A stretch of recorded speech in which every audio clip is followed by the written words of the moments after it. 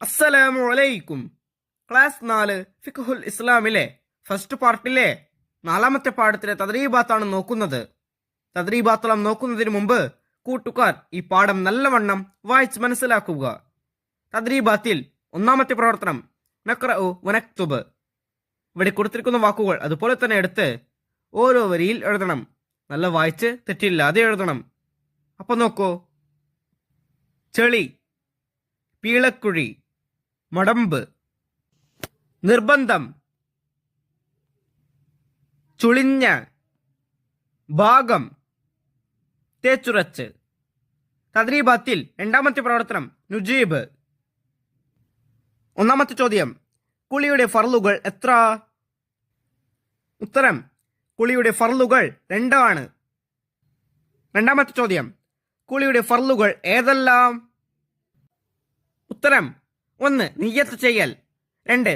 ശരീരത്തിലെ എല്ലാ ഭാഗങ്ങളിലും വെള്ളമെത്തൽ എന്നിവയാണവ. 3ാമത്തെ ചോദ്യം: കുളിക്കുമ്പോൾ വെള്ളമൊഴിക്കേണ്ട ക്രമം എഴുതുക.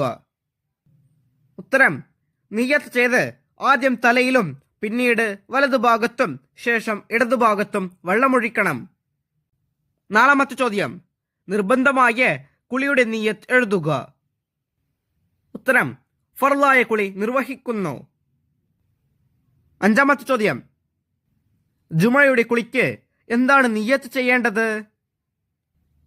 ഉത്തരം: ജുമയുടെ സുന്നത്ത് കുളി നിർവഹിക്കുന്നു. തദ്രീബാത്തിൽ 3ാമത്തെ പ്രവർത്തനം നക്തുബു സുന്നൽ ഗുസ്ൽ. കുളിയുടെ സുന്നത്തുകൾ എഴുതണം. 1. ഖിബിലയ്ക്ക് മുന്നിടുക. 2. ഔറത്ത് മറയ്ക്കുക. 3. കുളിയുടെ സുന്നത്തിനെ ഞാൻ വീട്ടുന്നു എന്ന നിയ്യത്തോടെ ബിസ്മി ചൊല്ലുക. 4. ഉളൂ ചെയ്യുക. 5. ഫർളായ കുളിയാണെങ്കിൽ അതിന്റെ നിയ്യത്തും സുന്നത്തായ കുളിയാണെങ്കിൽ ആ നിയ്യത്തും ചെയ്ത് ആദ്യം തലയിലും പിന്നീട് വലതുഭാഗത്തും വെള്ളമൊഴിക്കുക. 6. തേച്ചുരച്ച് കഴുകുക. 7.